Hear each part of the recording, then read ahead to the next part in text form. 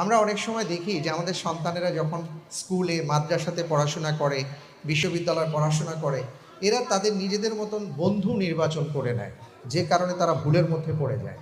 আমরা কেন আমাদের সন্তানদের জন্য আসল বন্ধু হতে পারি না?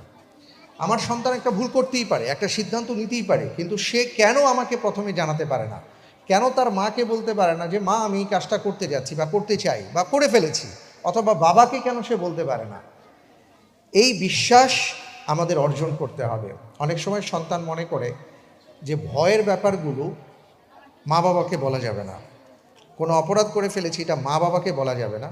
কোনো সিদ্ধান্ত নিতে যাচ্ছি, এটা মা বাবাকে বলা যাবে না, এটা বন্ধুদেরকে বলবো।